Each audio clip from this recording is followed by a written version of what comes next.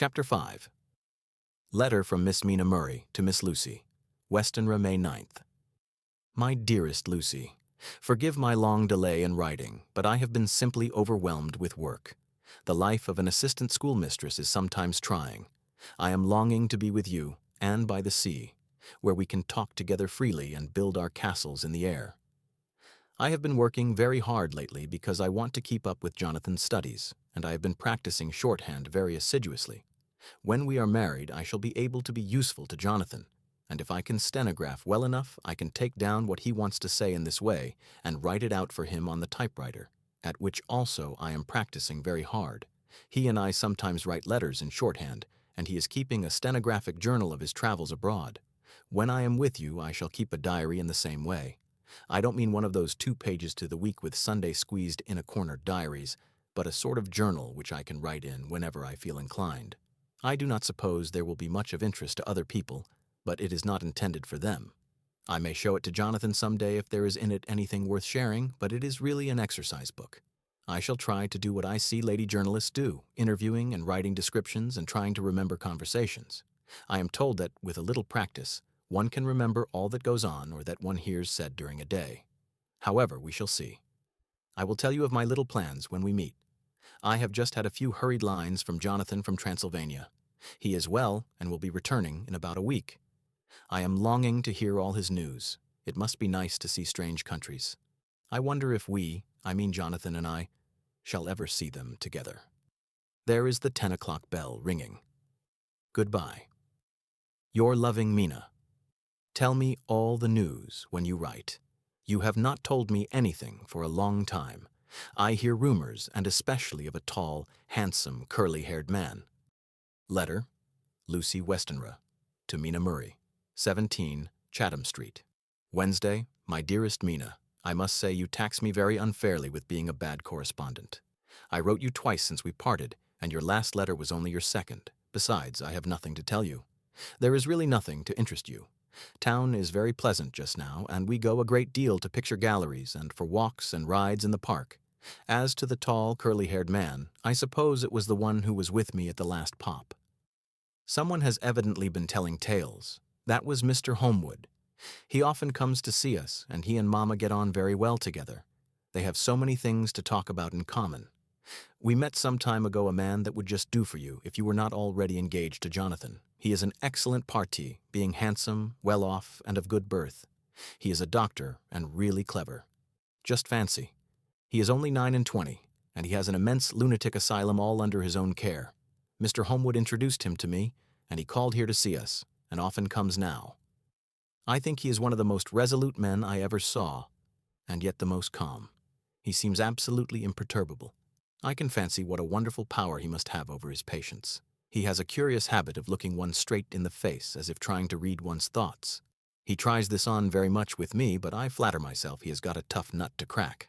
I know that from my glass. Do you ever try to read your own face? I do, and I can tell you it is not a bad study, and gives you more trouble than you can well fancy if you have never tried it. He says that I afford him a curious psychological study, and I humbly think I do. I do not, as you know, take sufficient interest in dress to be able to describe the new fashions. Dress is a bore. That is slang again, but never mind. Arthur says that every day. There, it is all out, Mina. We have told all our secrets to each other since we were children. We have slept together and eaten together and laughed and cried together, and now, though I have spoken, I would like to speak more. Oh, Mina, couldn't you guess? I love him.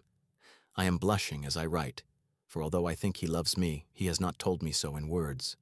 But oh, Mina, I love him. I love him. There, that does me good.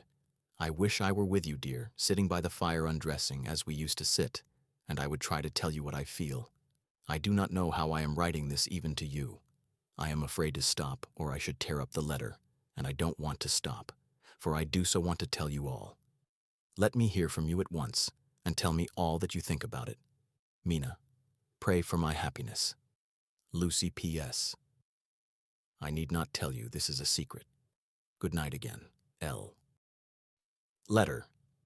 Lucy Westenra to Mina Murray, 24th of May. My dearest Mina, thanks, and thanks again for your sweet letter. It was so nice to be able to tell you and to have your sympathy. My dear, it never rains, but it pours. How true the old proverbs are. Here am I, who shall be 20 in September, and yet I never had a proposal till today, not a real proposal. And today I had 3. Just fancy. 3 proposals in one day.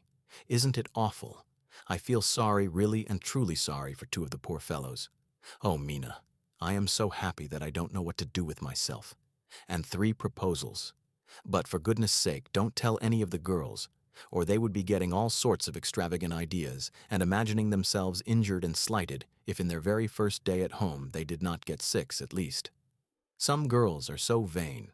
You and I, Mina dear, who are engaged and are going to settle down soon soberly into old married women, can despise vanity. Well, I must tell you about the 3, but you must keep it a secret, dear, from everyone except, of course, Jonathan. You will tell him, because I would if I were in your place. Certainly tell Arthur.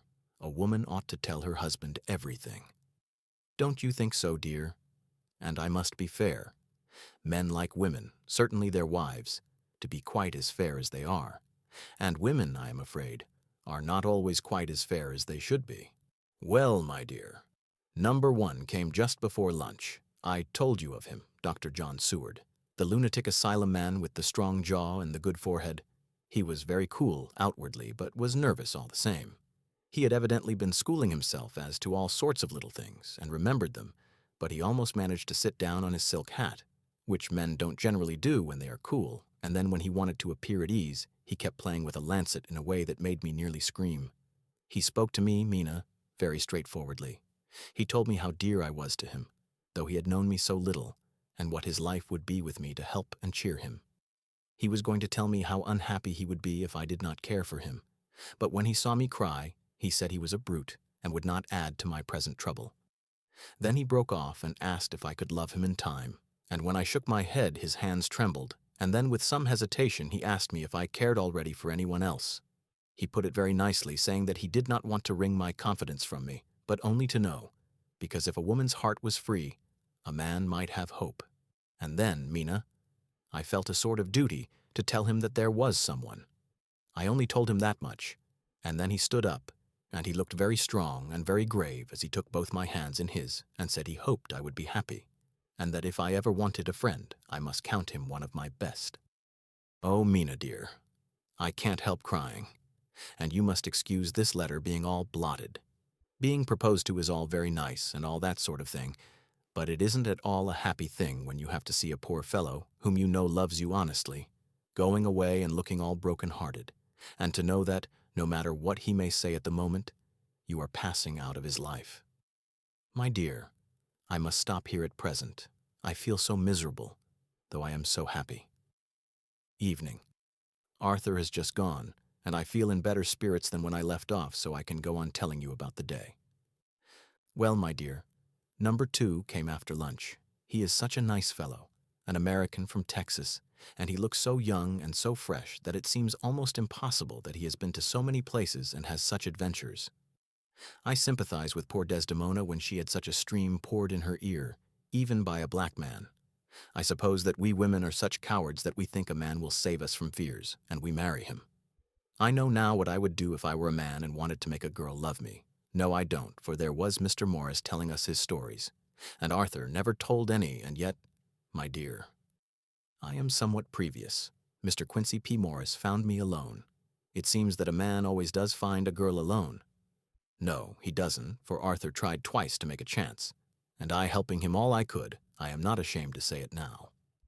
I must tell you beforehand that Mr. Morris doesn't always speak slang. That is to say, he never does so to strangers or before them, for he is really well educated and has exquisite manners, but he found out that it amused me to hear him talk American slang, and whenever I was present and there was no one to be shocked, he said such funny things. I am afraid, my dear, he has to invent it all, for it fits exactly into whatever else he has to say. But this is a way slang has. I do not know myself if I shall ever speak slang. I do not know if Arthur likes it, as I have never heard him use any as yet. Well, Mr. Morris sat down beside me and looked as happy and jolly as he could, but I could see all the same that he was very nervous. He took my hand in his and said ever so sweetly, Miss Lucy, I know I ain't good enough to regulate the fixins of your little shoes, but I guess if you wait till you find a man that is, you will go join them 7 young women with the lamps when you quit. Won't you just hitch up alongside of me and let us go down the long road together driving in double harness? Well, he did look so good-humored and so jolly that it didn't seem half so hard to refuse him as it did poor Dr. Seward. So I said as lightly as I could that I did not know anything of hitching, and that I wasn't broken to harness at all yet. Then he said that he had spoken in a light manner, and he hoped that if he had made a mistake in doing so on so grave, so momentous an occasion for him, I would forgive him. He really did look serious when he was saying it, and I couldn't help feeling a sort of exultation that he was number 2 in one day. And then, my dear, before I could say a word, he began pouring out a perfect torrent of lovemaking, laying his very heart and soul at my feet.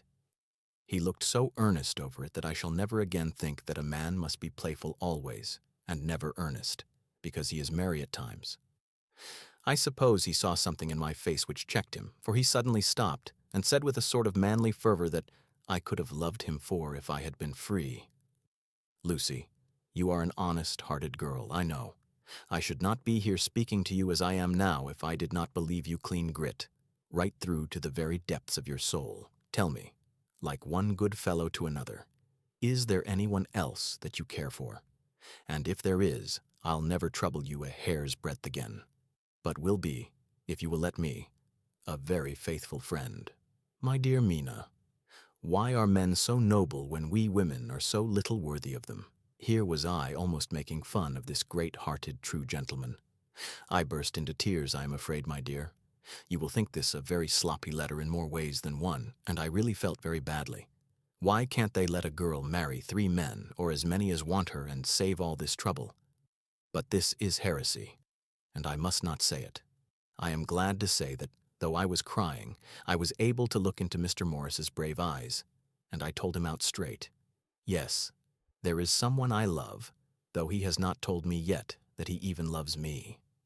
I was right to speak to him so frankly, for quite a light came into his face, and he put out both his hands and took mine.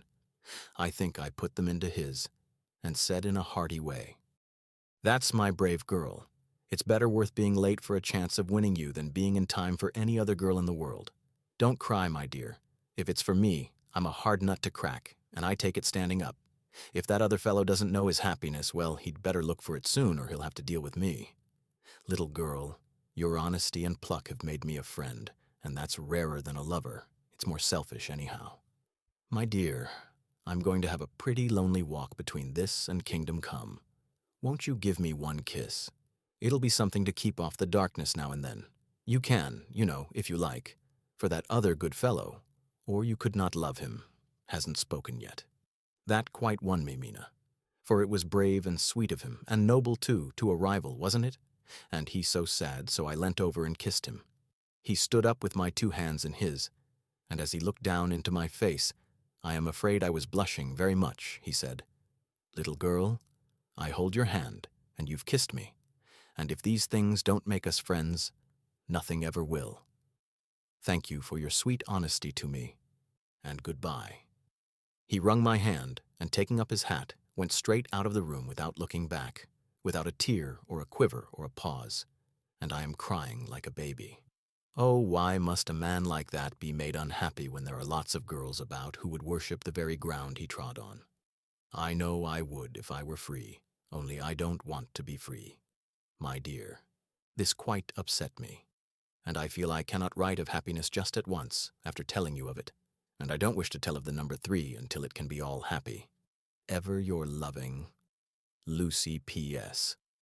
Oh, about number 3, I needn't tell you of number 3, need I? Besides, it was all so confused. It seemed only a moment from his coming into the room till both his arms were round me and he was kissing me. I am very, very happy, and I don't know what I have done to deserve it.